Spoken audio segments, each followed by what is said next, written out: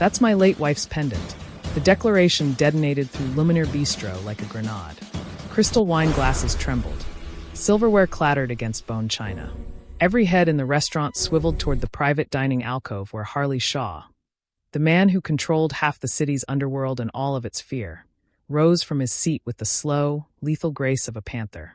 His finger aimed like a loaded weapon at Lara Norton. She stood frozen in the center aisle, a tray of dirty dishes balanced on one hip, her stained apron a stark contrast to the designer gowns and tailored suits surrounding her.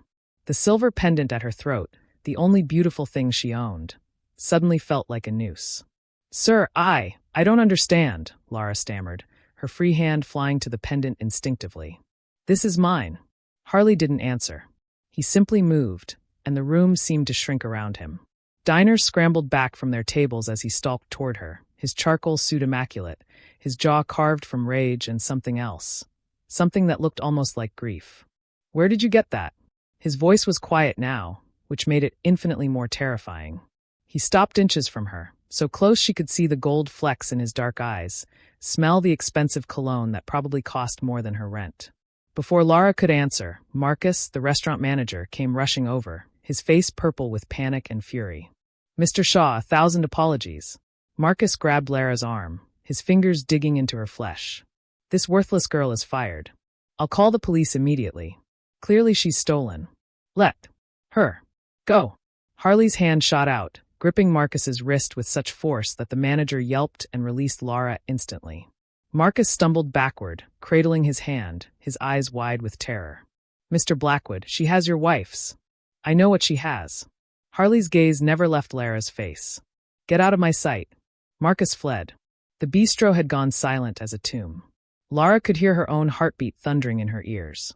She looked up at the man who could end her life with a phone call, whose reputation preceded him like a warning siren, and found herself caught between fury and fear. "This pendant belonged to my mother," she said, her voice shaking but steady. "It's the only thing I have left of her. I've worn it since I was a baby." "Impossible." Harley's face went white. Eve Vaughn was wearing that pendant the night she died. 20 years ago. There were no survivors. Nobody was ever. He stopped, his breath catching. Lara watched something crack behind his eyes. Watched the cold, calculated Mafia boss fracture into a man haunted by ghosts. "If you really think I stole it," Lara heard herself say, surprised by her own boldness, "then tell me what's hidden inside. If it belonged to your wife, you'd know." Harley's pupils dilated. "What's hidden inside?" Lara's fingers trembled as she unclasped the pendant, but she didn't hand it over. Instead, she held it between them, tilting it toward the chandelier light. "There's a mechanism. A tiny spring catch that opens a compartment. Eve designed it herself." "That's impossible. I would have known." "She never told you." Lara pressed the barely visible seam along the pendant's edge, and with a soft click, the locket opened not into 2 halves, but 3. The hidden third chamber revealed a microscopic painting no bigger than a fingernail. A single blue rose, rendered in impossible detail. Harley staggered backward as if she'd shot him. "The blue rose," he whispered. "The Vaughn family crest. Only the bloodline knew about the hidden chamber. Only Eve's daughter would have been told how to." His voice broke. "How old are you?" 23. "Your birthday?" "I don't know exactly. The foster system's records said late September, but..." Lara trailed off, suddenly cold despite the warmth of the restaurant. Harley reached out with shaking hands, not to take the pendant, but to tilt Lara's face toward the light. He studied her features with an intensity that made her skin prickle. The curve of her cheekbone, the shape of her eyes, the stubborn set of her jaw. "Sweet God," he breathed. "You're her ghost." And in that moment, Lara Norton's life as a waitress ended. Her life as an heiress, and a target, had just begun. Lara Norton had learned early that survival meant making herself invisible. At 23, she'd perfected the art of lowered eyes, quick hands, and a smile that deflected without inviting. Luminaire Bistro wasn't her first serving job, but it paid the best, which meant the customers were the cruelest. That night had been no different. She'd already been berated by Table 7 for bringing sparkling water instead of still, threatened with a complaint by Table 12 for existing too loudly, and warned by Marcus that one more mistake would see her back on the street. The pendant at her throat was her talisman, her only inheritance. When the foster care system had handed her a sealed envelope on her 18th birthday containing nothing but the silver locket and a note that read, "Your mother wanted you to have this." Lara had wept for a woman whose face she'd never seen, whose voice she'd never heard. She wore it every day. A reminder that somewhere, once, someone had loved her. She never imagined it would be the thing that changed everything. How does a girl who grew up in state care, who scraped by on minimum wage and thrift store clothes, come to possess a priceless heirloom from one of the city's most powerful families? An heirloom that disappeared the night Eve Vaughn died in a car crash that was officially ruled an accident. But that Harley Shaw, the Mafia kingpin who loved her, has never stopped investigating? And if Lara is Eve's daughter, the heir everyone believed died with her mother, who has been hiding her all these years? More importantly, who wants to make sure she stays hidden? This is the story of a waitress who discovers she's a queen. But kingdoms aren't given, they're taken. And in a world where trust is currency and betrayal is blood sport, Lara Norton will have to decide whether she wants to reclaim her throne or burn the whole empire down. If you're listening right now, help me prove something wrong. My mother said I wouldn't even reach 2,000 subscribers, but I believe stories like this deserve to be heard. Help me show her that these tales matter. Harley Shaw didn't move, didn't breathe. He simply stared at the microscopic blue rose painted inside the pendant's hidden chamber, as though it might vanish if he blinked. Around them, the bistro remained frozen in collective shock. Waiters stood motionless with trays suspended midair. Diners leaned forward in their seats, forks forgotten, witnessing something they sensed was monumental, but couldn't fully comprehend. Even Marcus had gone silent, pressed against the far wall, his earlier bravado replaced by the pale recognition that he'd just manhandled someone important. Lara watched Harley's face cycle through emotions too raw to name. The ruthless Mafia kingpin had disappeared, leaving behind a man stripped bare by memory and impossible hope. "Where did you learn to open it?" His voice came out hoarse, barely above a whisper. "I've always known." Lara's thumb traced the pendant's edge, the gesture automatic from years of habit. "When I was little in the group home, I used to press it open at night. I'd pretend the rose was a secret message from my mother, telling me she was real, that I hadn't been abandoned." Harley's jaw clenched. The mechanism was commissioned by Victor Vaughn for his wife Catherine in 1962. When Eve inherited it, she had it modified, added the third chamber herself. She told me once that only her daughter would know how to open it, that she'd make sure of it. He looked up sharply. "Who taught you?" "No one. Lara faltered, searching her fractured memories. "I remember fingers guiding mine. A woman's voice soft, singing something in French. But I was so young. I thought it was a dream. Eve sang to you in French." It wasn't a question. Harley's hand trembled as he reached toward the pendant, then stopped, as if touching it might shatter the fragile truth assembling between them. "What did she sing?" "I don't remember the words. Just the melody. Something about stars and roses. Sous le ciel étoile, ma petite rose." Harley's voice cracked. "Under the starry sky, my little rose." It was her lullaby, the one her mother sang to her. Lara felt tears burn behind her eyes. She'd carried that melody her entire life, humming it in moments of loneliness, never knowing it had belonged to someone real. Harley straightened abruptly, his expression hardening into something sharp and decisive. He pulled out his phone, dialing without looking away from her face. "Vincent, get the car. Luminaire Bistro. Now." He paused. "And call Dr. Chin. Tell him I need a DNA test within the hour. Yes, the private lab. I don't care what it costs." "Wait, what?" Lara snapped the pendant closed, clutching it against her chest. "I'm not going anywhere with you. I don't even know you. You know enough." Harley pocketed his phone, his gaze sweeping the restaurant with cold authority. Every person who'd been watching suddenly found their plates fascinating. "You know I recognize that pendant. You know your mother sang you French lullabies. And you know that if you walk out of here alone tonight, whoever killed Eve Vaughn 20 years ago will finish what they started." The words hit like ice water. "My mother died in a car accident. Your mother was murdered." Harley's voice dropped to something lethal and certain. "And the only reason you're still alive is because everyone thinks you died with her. But the moment you opened that pendant in a room full of witnesses, you stopped being invisible."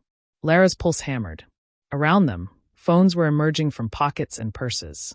She caught the glint of camera flashes, heard the soft clicks of photos being taken. "So here's what happens next," Harley continued, his hand settling lightly on her elbow, not grabbing, but guiding. You come with me to my estate. We confirm what we both already know. And then I keep you alive long enough to find out who wants you dead." Lara looked into his eyes and saw something beyond threat or manipulation. She saw the ghost of a promise made to a dying woman, a vow that had haunted him for 2 decades. She saw the same desperate need for truth that had kept her clutching a pendant every night of her life. "1 hour," she whispered, "for the DNA test. Then I decide." Harley's mouth curved into something that wasn't quite a smile. 1 hour. Outside, a black Mercedes pulled to the curb, and Lara Norton took the first step toward a throne she never knew existed. The Shaw estate rose from the hillside like a monument to power, all black iron gates and stone walls that seemed designed to keep the world out or its occupants in. Lara pressed her forehead against the Mercedes window, watching the city lights fade behind them as they climbed higher into the exclusive district where mortgages cost more than most people earned in a lifetime. "This is insane," she muttered for the 3rd time since leaving the bistro. Harley sat across from her in the spacious back seat, his phone pressed to his ear, issuing orders in clipped sentences. "Double the perimeter security. No one gets through the north gate without biometric clearance. And Vincent, find out everyone who was at Luminaire tonight. Names, addresses, phone records." He ended the call and finally looked at her. "You'll stay in the East Wing. Eve's old rooms. I haven't agreed to stay anywhere. You stopped having choices the moment you revealed that pendant in public." His tone was matter-of-fact, almost gentle, which somehow made it worse. "By now, every family with a stake in the Vaughn Empire knows you exist. The photographs are already circulating. You go back to your apartment, you'll be dead by morning." Lara's stomach twisted. Her apartment, the tiny studio with the broken radiator and neighbors who minded their own business. Her whole life fit into 2 suitcases and a gym bag.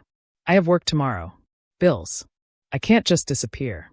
Marcus fired you, remember? As for your bills." Harley pulled out a checkbook, scrawled something, and tore off the sheet. "This covers 6 months of rent and expenses. More if you need it." Lara stared at the check. $50,000. Casual as a tip. "I don't want your money. Then consider it payment. For what was stolen from you." The car rolled through the gates, and the mansion came into full view. 3 stories of Gothic elegance with towers that scraped the night sky. Eve would have wanted you to have everything. Instead, you grew up in foster care while vultures picked apart her fortune. The bitterness in his voice made Lara look up sharply. "You loved her. I failed her." Harley's expression closed like a vault. "I won't fail you." The Mercedes stopped beneath a columned portico. A stern-looking woman in a black dress waited at the entrance, flanked by 2 men in suits whose bulges beneath their jackets suggested they weren't butlers. "Mrs. Chin will show you to your rooms," Harley said, already stepping out. "The doctor will be here within the hour for the DNA test. Until then, don't leave the East Wing. Don't answer the door. Don't trust anyone except Mrs. Chun and Vincent." "Vincent, my head of security. He's the one driving." Harley paused, his hand on the car door. "And Lara, take off the apron." She looked down. She was still wearing her Luminaire uniform, complete with the grease-stained apron she'd forgotten to remove in the chaos. Heat flooded her cheeks as she untied it, the fabric suddenly feeling like a costume from someone else's life. Mrs. Chin approached with the efficiency of a seasoned general. "This way, Miss Norton. I've prepared a bath and laid out some clothing. You're approximately Miss Eve's size." Lara followed her into a marble foyer that could have swallowed her entire apartment building. A chandelier the size of a car glittered overhead. Oil paintings of stern-faced ancestors lined the walls, and a sweeping staircase curved upward like something from a Gothic romance. "The East Wing is through here." Mrs. Chun led her down a hallway lined with closed doors. These were Miss Eve's private quarters. "Mr. Shaw has kept them exactly as she left them. He comes here sometimes, late at night, when he thinks no one notices." They stopped before a set of double doors carved with intricate rose patterns. Mrs. Chun produced a key from her pocket, unlocked them, and pushed them open.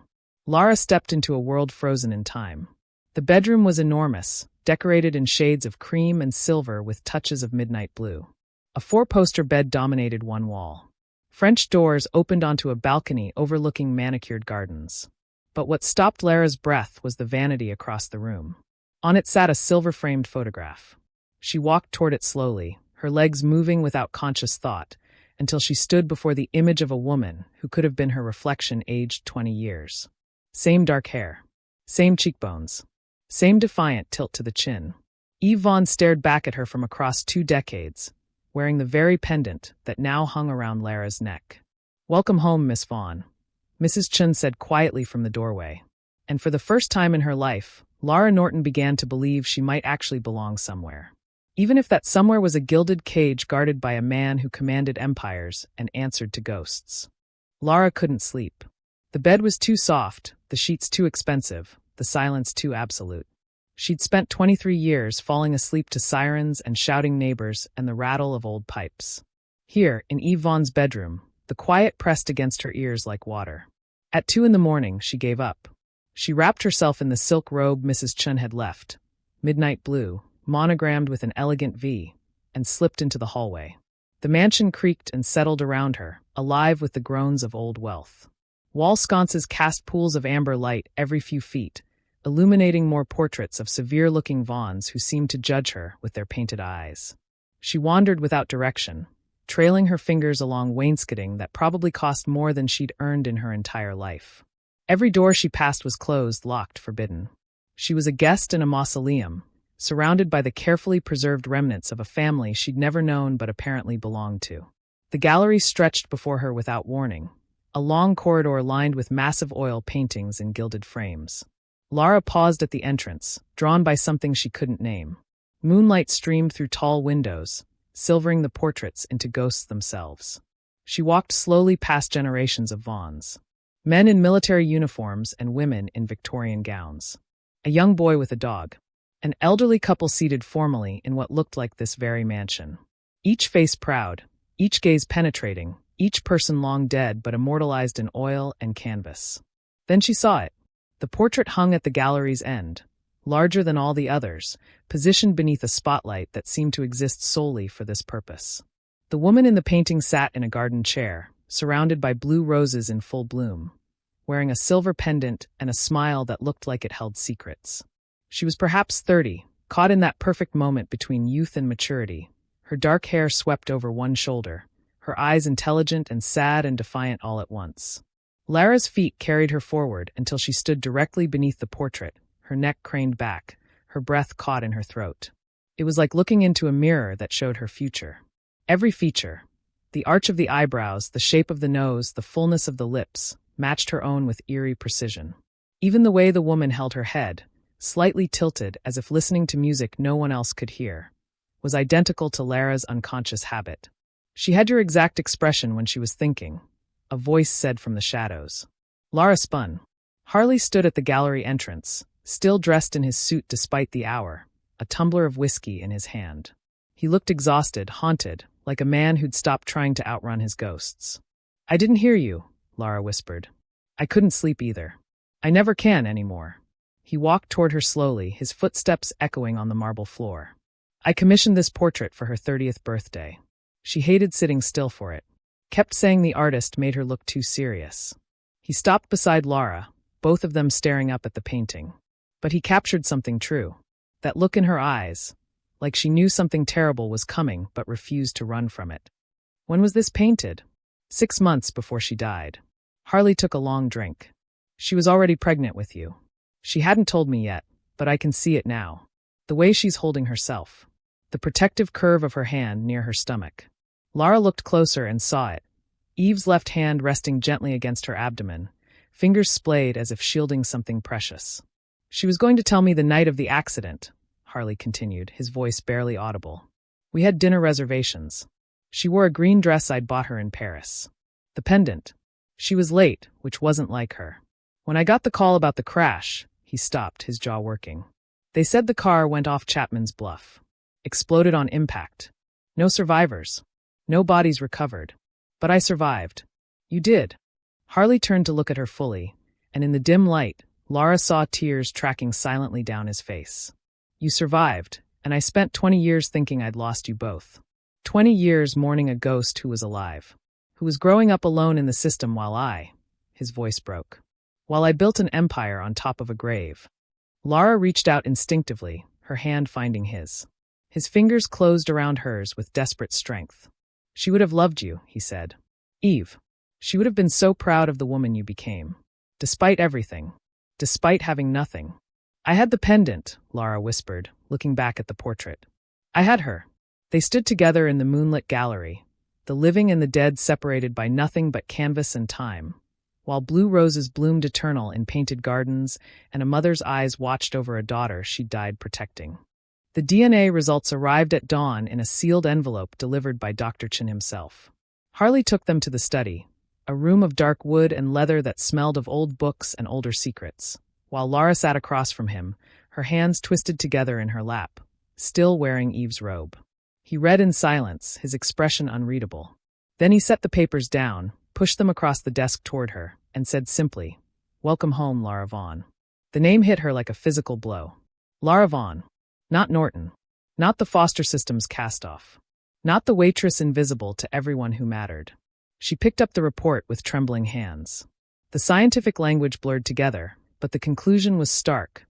99.97% probability of paternal relation. Harley Shaw was her father. "No," she whispered. "That's impossible. You said Eve was your wife, not." "I lied."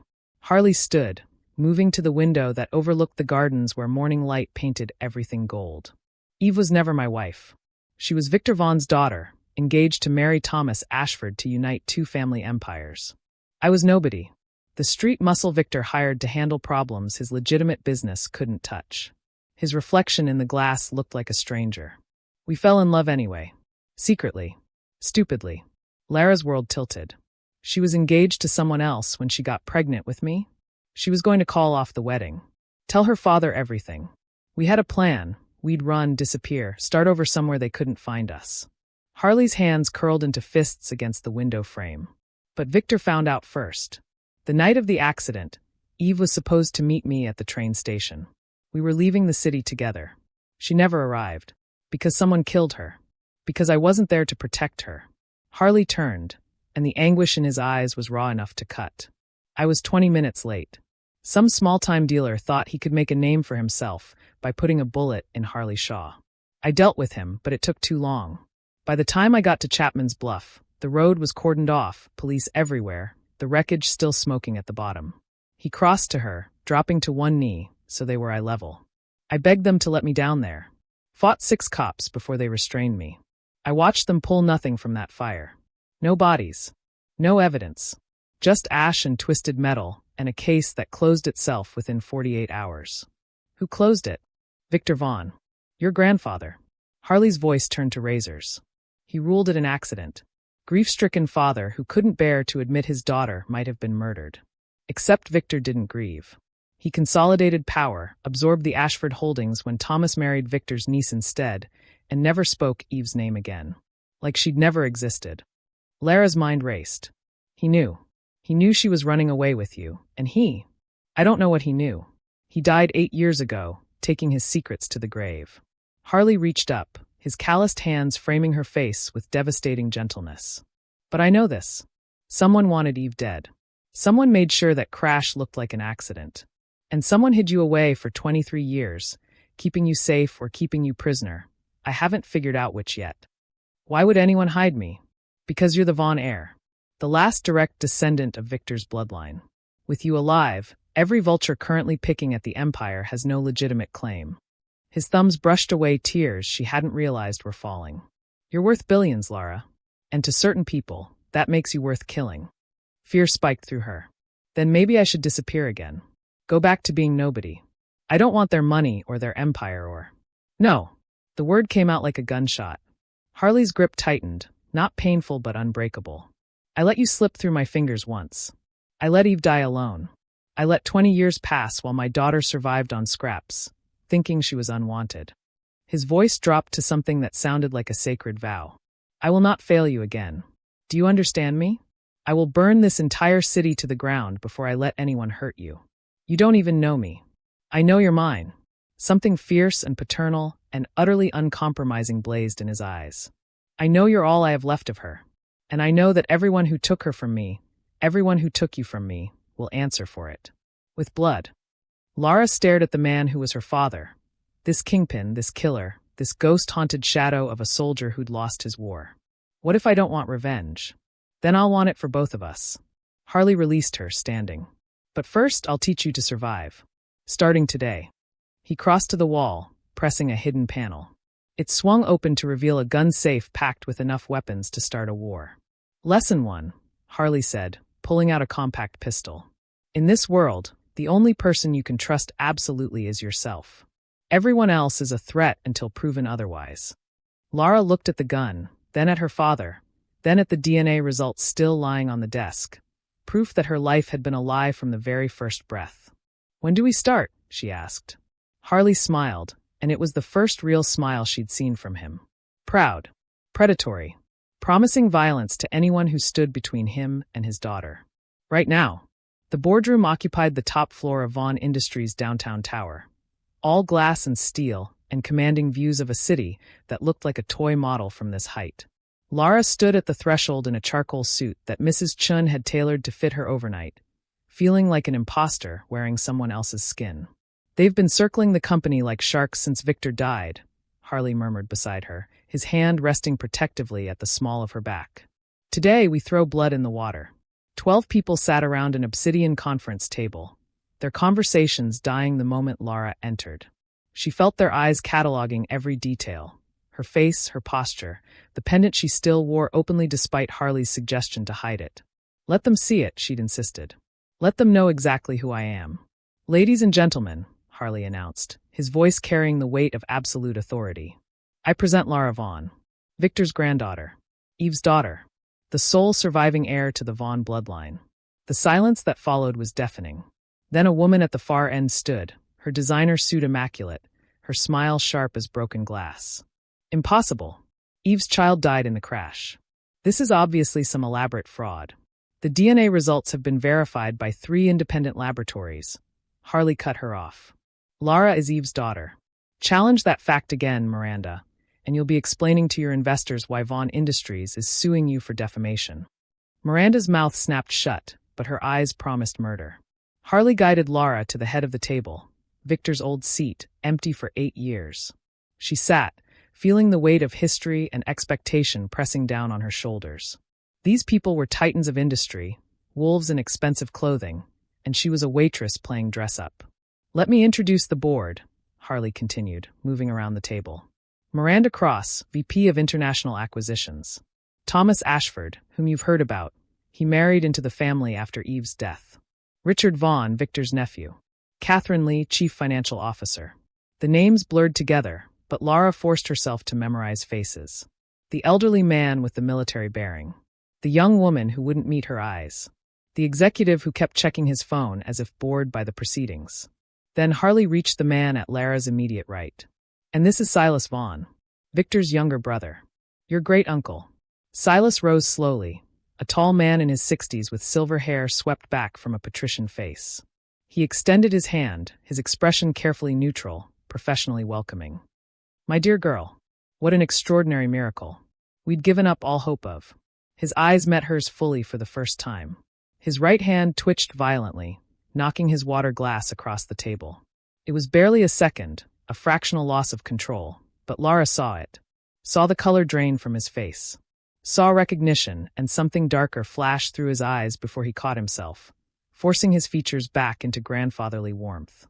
"Forgive me," Silas said smoothly, mopping at the spilled water with his napkin. "Arthritis. Axe up in the cold." But his hand was still trembling as he withdrew it, and his smile didn't reach his eyes. Lara extended her own hand, keeping her voice steady. "It's a pleasure to meet you, Uncle Silas." His palm was cold and damp when it gripped hers.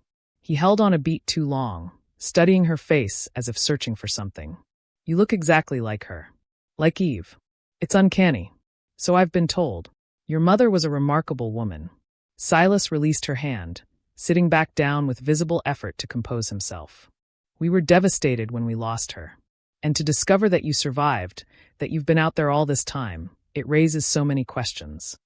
"I'm sure it does." Lara kept her gaze locked on his, watching the calculations running behind his eyes. "Questions we'll answer in time," Harley interjected, his tone brooking no argument. "For now, the board needs to understand that Lara will be assuming her rightful position within the company. Starting immediately." "She has no experience," Thomas Ashford objected, speaking for the first time. He was handsome in a cold, aristocratic way, his wedding band catching the light. You can't seriously expect us to hand over $1 billion empire to someone who was serving cocktails a week ago. I expect you to remember that she owns 49% of this company by birthright, Harley said softly, dangerously. The shares Victor held in trust for Eve's children, which makes her the single largest shareholder in this room. So yes, Thomas.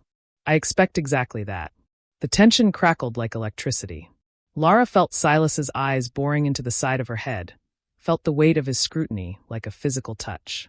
She turned to meet his gaze and saw it clearly, the fear hiding beneath his practiced charm. The desperate hunger of a man who'd thought himself safe and suddenly realized the ghost had come home. I have a question, Lara said, her voice cutting through the hostile murmurs. The room fell silent. My mother's accident. The investigation was closed within 48 hours. Who made that decision? Silas's hand twitched again. Victor did, Miranda answered when no one else spoke. He was devastated. Said he couldn't bear the thought of conspiracy theories and speculation turning his daughter's death into a circus. How convenient, Lara said quietly. Silas cleared his throat. My brother was protecting Eve's memory. Surely you can understand. I understand that someone wanted my mother dead. Lara stood, placing both palms flat on the table, leaning forward. I understand that someone hid me for 23 years. And I understand that whoever did it is probably sitting in this room right now. The words detonated like grenades. That's a serious accusation, Richard Vaughn said, his face flushing red. It's a statement of fact. Lara straightened, feeling Harley's approval radiating beside her. So here's my promise to all of you. I'm going to find out the truth. I'm going to discover who murdered Eve Vaughn. And when I do, she let the silence finish the threat. Silas was the first to look away. The Vaughn estate's ballroom glittered like a jewel box, dripping with crystal chandeliers and old money. 300 of the city's elite had gathered to witness the resurrection. The lost heiress returned from the grave, clothed in midnight blue silk that cost more than Lara had earned in a year of waitressing. She descended the grand staircase on Harley's arm, feeling the weight of every gaze, every whispered speculation. The orchestra played something elegant and forgettable. Servers circulated with champagne balanced on silver trays. It was a performance, Harley had explained. A show of strength to prove that the Vaughn bloodline lived and wouldn't be intimidated. Smile, Harley murmured as cameras flashed. Let them see you're not afraid. But she was afraid. Terrified. Because somewhere in this crowd of silk gowns and tailored tuxedos was the person who'd murdered her mother. The person who wanted her dead. Thomas Ashford intercepted them at the foot of the stairs, his wife Delilah draped on his arm like an expensive accessory. Quite the spectacle, Harley. Though I have to wonder if parading the girl around like a prize heifer is wise given recent threats. What threats? Lara asked sharply. Nothing concrete, Harley said, his hand tightening on her elbow. Ashford's being dramatic. Am I? Thomas's smile was all teeth. The board received an anonymous letter yesterday. Suggested that accidents can happen to anyone. That history has a way of repeating itself. A server materialized beside them, offering a tray of champagne flutes. Lara reached for one, needing something to do with her hands, but Harley intercepted her wrist. Not that one, he said quietly. The server, a young woman with nervous eyes, flinched. Sir, I assure you, all the champagne is from the same bottles. Vincent. Harley didn't raise his voice, but his head of security appeared instantly from the crowd. Take this tray to the kitchen. Have every glass tested. That's absurd, Delilah laughed, but it sounded forced. You can't seriously think someone would try to poison her at her own debut. I think someone murdered her mother and made it look like an accident. Harley plucked a different glass from a passing tray, examined it against the light, then handed it to Lara. I think underestimating them would be fatal. The server hurried away, tray trembling in her hands. Lara sipped the champagne, letting the cold bubbles ground her. Across the ballroom, she spotted Silas holding court near the orchestra, his laugh too loud, his gestures too expansive. Miranda Cross watched from a corner, her expression calculating. Richard Vaughn danced with a woman half his age, seemingly unconcerned. They all look so normal, Lara murmured.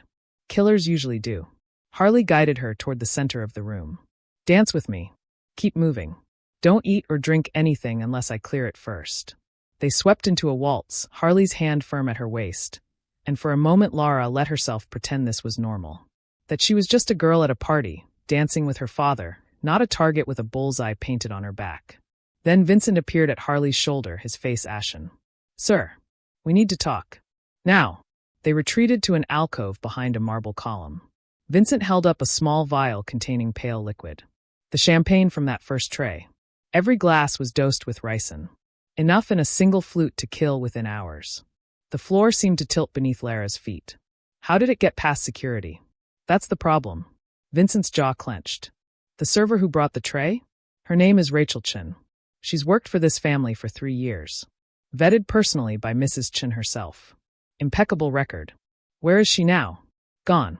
Slipped out the service entrance the moment I took the tray. We're searching, but... Vincent's radio crackled. He pressed it to his ear, listened, then looked at Harley with something like dread. They found her. Kitchen courtyard. She's dead. Single gunshot to the head.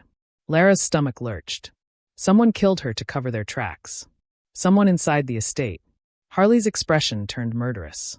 Someone with access to staff, to security protocols, to the guest list. His gaze swept the ballroom, landing on each board member in turn. Someone in this room right now. Lara followed his line of sight and saw Silas watching them from across the ballroom. Their eyes met. He raised his champagne glass in a mocking toast, then drank deeply, as if proving the glass wasn't poisoned. But his message was clear. I know what you suspect. And you can't prove anything. He's toying with us, Lara whispered. Then we'll stop playing his game. Harley pulled out his phone, typing rapidly. I'm calling an emergency board meeting tomorrow morning. No lawyers, no delays. We're going to flush this snake out into the open. And if he runs, Harley's smile was cold enough to freeze blood. Then I'll hunt him down myself.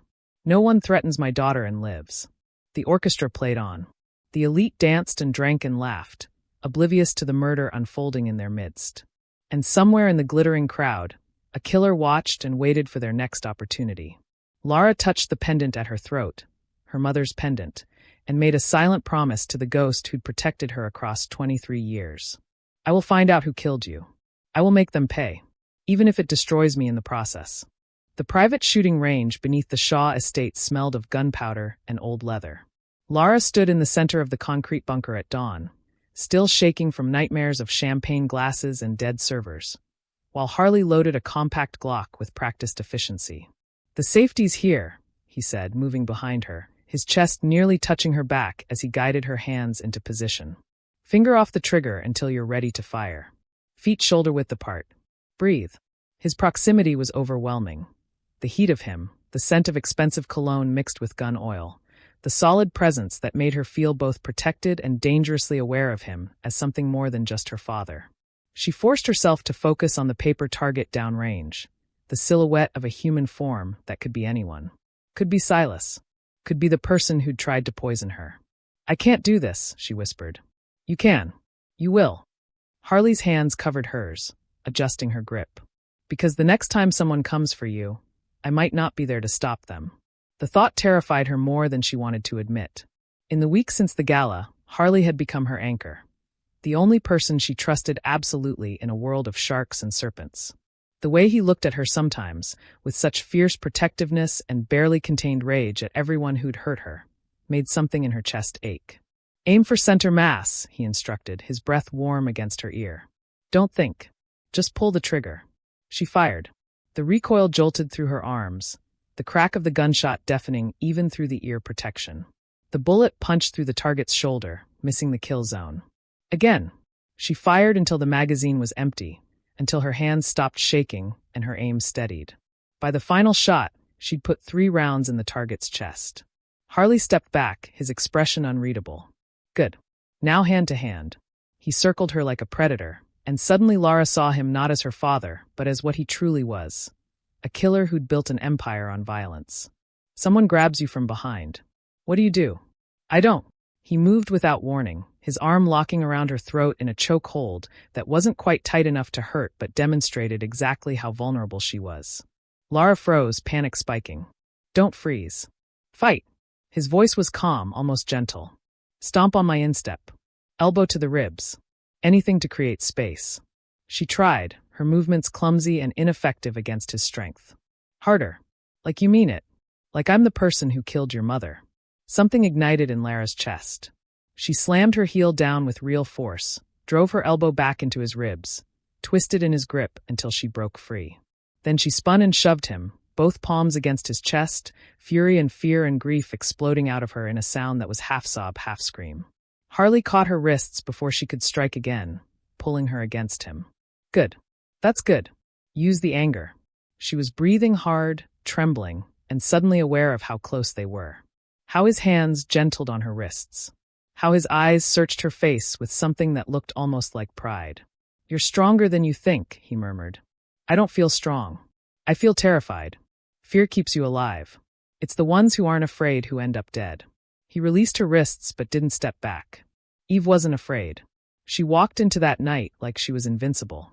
I loved that about her. It's also what got her killed.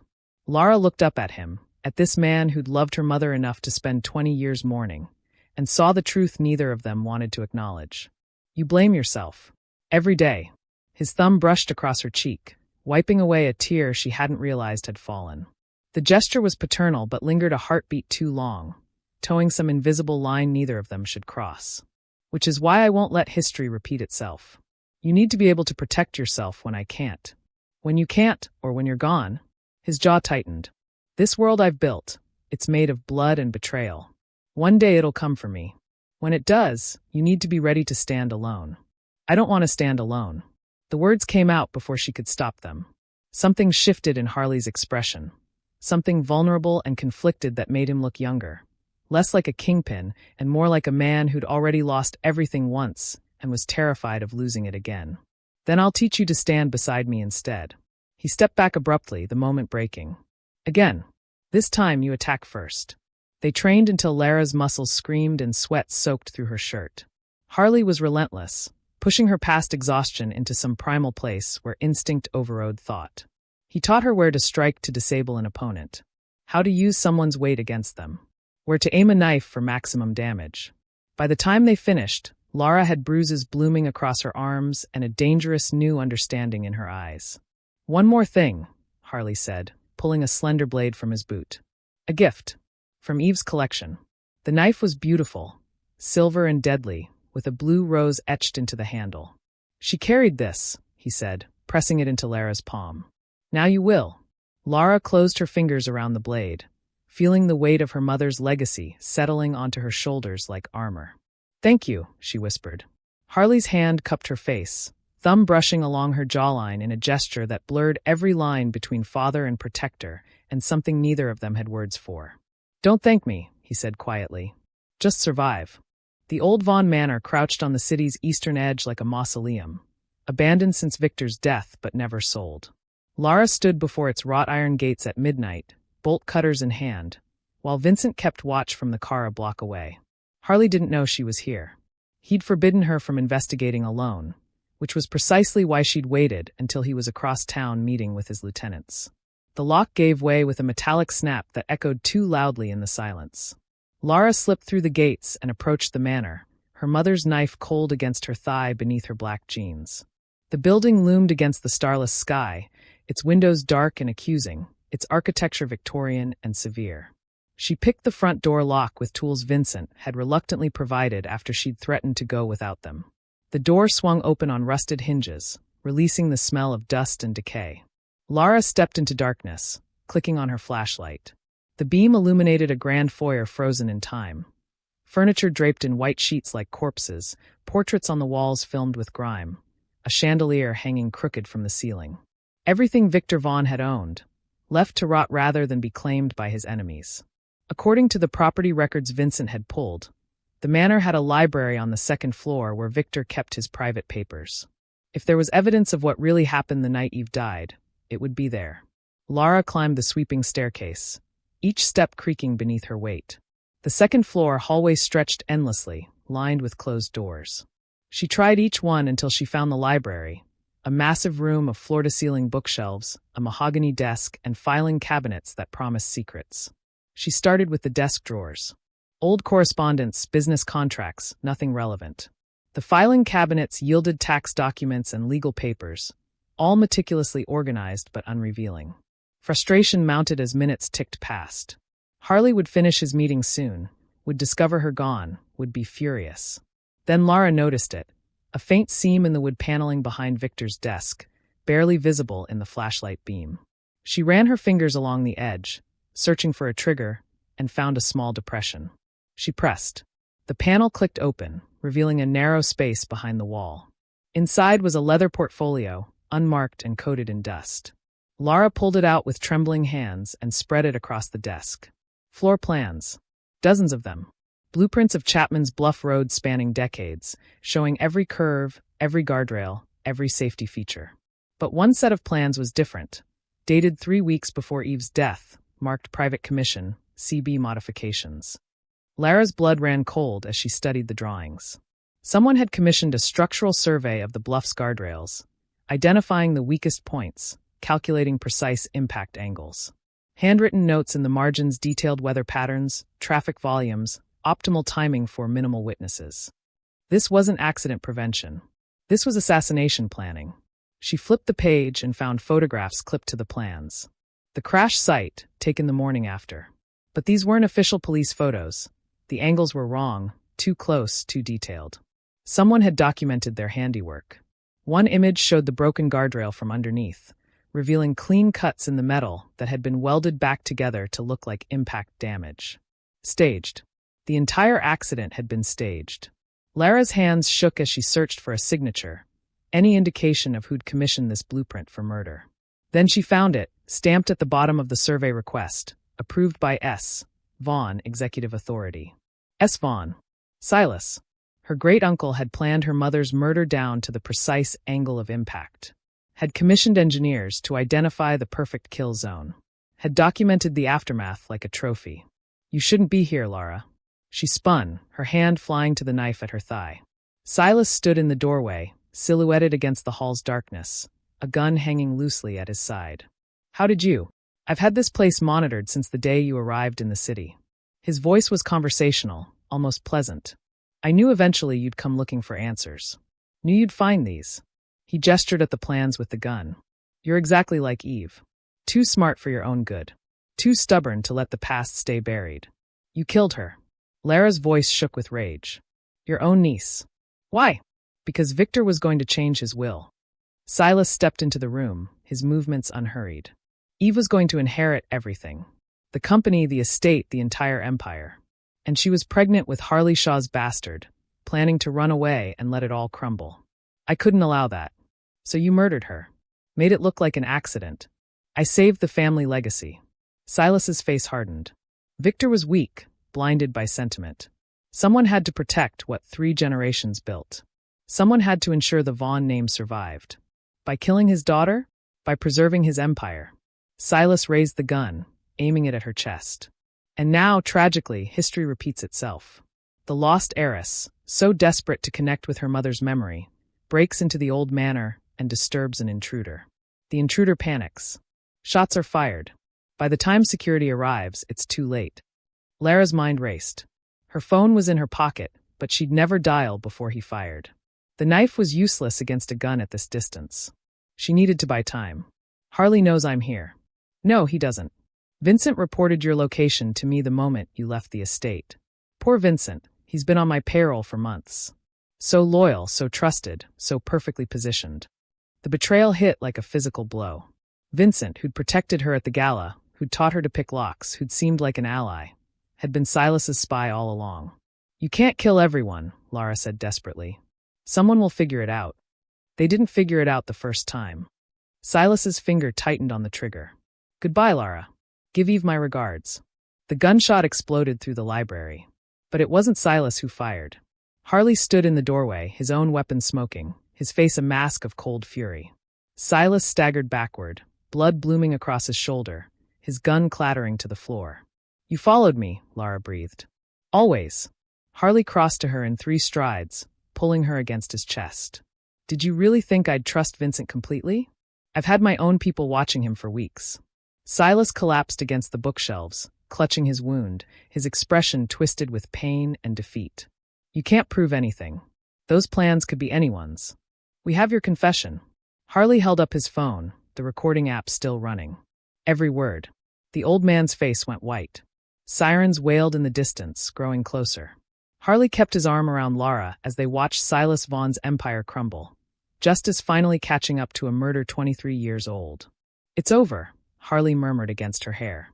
But Lara stared at the floor plans spread across the desk and knew the truth. This was only the beginning. The emergency board meeting convened at dawn in the Vaughn Industries tower. But this time Lara sat at the head of the table alone. Harley stood behind her, a silent shadow, while Vincent's replacement, a woman named Kira with ice in her veins, guarded the door. The board members filed in one by one, their faces ranging from curious to hostile to afraid. Silas's chair sat empty, a ghost at the table. "Thank you all for coming on such short notice," Lara began, her voice steady despite the adrenaline coursing through her veins.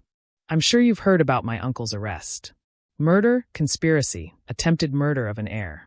The charges are extensive." Miranda Cross leaned forward, her expression sharp. "The board extends its sympathy, of course." Silas's actions were abhorrent. But they were his alone. Were they? Lara opened the leather portfolio she'd taken from the manor, sliding copies of the floor plans across the table. These plans required engineering expertise, financial resources, and access to city records. Silas didn't work alone. Someone helped him. Someone in this room. The temperature dropped 10 degrees.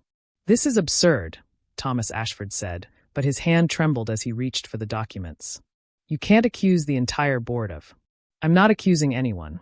Yet." Lara stood, channeling every lesson Harley had taught her about power and presence. "But I am offering immunity to whoever comes forward first. Full protection, no prosecution, in exchange for testimony against the others." Richard Vaughn laughed nervously. "You're bluffing. You have no evidence beyond Silas's involvement." "Don't I?" Lara pulled out her phone, projecting an image onto the wall screen. "Bank records. Wire transfers. Payments from shell corporations to engineering firms, all authorized by board signatures. Vincent kept excellent records before he realized I was onto him. Every transaction, every meeting, every phone call. He documented everything. That was a lie. Vincent had kept minimal records, destroying most of them. But Lara had learned that the most effective weapon wasn't always truth. It was doubt. She watched the board members glance at each other, calculating who might break first, who might betray whom to save themselves. "There's something else you should know," Lara continued, pacing the length of the table like a prosecutor. "My mother left a video message. Recorded the day before she died, stored in a safety deposit box I only just discovered. She knew someone was coming for her. She named names. Another lie. There was no video." But Catherine Lee's face went white, and Miranda Cross's fingers clenched around her pen hard enough to snap it. "I'll give you all 24 hours to decide," Lara said. "Come forward voluntarily, or I release everything to the federal prosecutors investigating the Vaughn financial empire. And believe me, they're very interested in fraud, embezzlement, and racketeering charges that could see you all in prison for life." "You're just a girl playing dress-up," Miranda hissed, standing abruptly. "You have no authority. I have 49% of this company." Lara's voice cut like a blade. "I have Harley Shaw's entire organization backing me. And I have absolutely nothing to lose. So ask yourself, Miranda, do you really want to test me?" The standoff lasted for 3 seconds. Then Catherine Lee broke. "It was supposed to be a buyout," she whispered, her voice cracking. "Silas said we'd convince Eve to sell her shares, marry Thomas as planned, and everyone would profit. When she refused, when she threatened to expose the offshore accounts we'd been using to hide assets from Victor, Silas said he'd handle it. We didn't know he meant murder. I swear we didn't know." "Shut up, Catherine," Thomas snapped, but the damage was done. "We just wanted to protect our investments," Catherine continued, tears streaming down her face. "The company was our life. We couldn't let her destroy it for some street thug's baby." Harley moved so fast Lara barely saw it. His hand slammed down on the table in front of Catherine, the impact echoing like a gunshot. "That street thug's baby is sitting right there. Show some respect before I forget why we need you alive." Catherine flinched, going silent. Lara looked at each board member in turn, at Miranda's fury, Thomas's calculation, Richard's fear, and saw them clearly for what they were. Not titans. Not untouchable elites. Just scared, greedy people who'd gambled on murder and lost. "Kira," Lara said quietly, "call the prosecutors. Tell them we have 4 more for conspiracy charges." 5, a voice said from the doorway. Delilah Ashford stood there, impeccably dressed, her expression serene. Thomas's wife. the woman who'd smiled at Lara at the gala while poison circulated on silver trays. "Delilah, what are you?" Thomas started. "I'm tired of cleaning up your messes, darling." Delilah walked to the table, set down a thumb drive. Full documentation of every illegal transaction, every forged signature, every piece of evidence you'll need to convict them all, including my dear husband. "You traitoress!" Thomas lunged, but Harley caught him effortlessly, slamming him back into his chair. Delilah looked at Lara with something like respect. "I was Victor's goddaughter. I loved Eve like a sister. When I married Thomas, I didn't know what he'd done. By the time I figured it out, I was trapped. But I've been documenting everything for 8 years, waiting for someone brave enough to use it." She smiled. "Waiting for you." Lara took the thumb drive with shaking hands. "Why help me now?" "Because you're exactly what this company needs. A Vaughn with a spine." Delilah glanced at Harley. "And because you have him." Eve would have approved. The prosecutors arrived within the hour. Lara watched from the tower window as they led the board members out in handcuffs. Miranda still defiant, Catherine sobbing, Thomas screaming about lawyers, Richard silent and defeated. The Vaughn empire's rot, exercised in a single morning. "You did well," Harley said, joining her at the window. "I lied to them, manipulated them, used their fear against them. You did what was necessary. That's what leaders do." He turned her to face him, his hands gentle on her shoulders. "The question is, what happens now? You have the company, the money, the power. You could walk away, start over somewhere clean." Lara looked out at the city sprawling below, the city her mother had loved, the city that had taken everything from her and was now hers to command. She thought about the pendant at her throat, about Eve's sacrifice, about the empire built on blood and lies that was now her inheritance. "I'm not walking away," she said. "I'm going to rebuild this company the right way. Legitimately. I'm going to turn the Vaughn name into something that actually means something beyond fear and corruption. That's a long road. A hard one. Then I'd better get started." She looked up at him, at her father, her protector, her partner in this new war. "Will you help me?" Harley's expression softened into something she'd never seen before, hope. "Always. Every step." 6 months later, Lara stood in the Vaughn Industries boardroom before a new board of directors. People she'd vetted personally, people who actually believed in building rather than destroying. She wore a tailored suit and her mother's pendant, her dark hair swept back from a face that had lost its fear and found its power. "Let's begin," she said, and saw the future opening before her like a door she'd finally learned to unlock. Outside the tower, the city glittered in the afternoon sun. Somewhere in its streets, a waitress served coffee to people who didn't see her. Somewhere, a girl in foster care clutched a mysterious pendant and dreamed of mothers she'd never known. But here, in this room of glass and steel and hard-won victories, Lara Vaughn, no longer Norton, no longer invisible, no longer a victim, took her throne. And the empire her mother died protecting became the empire her daughter would transform.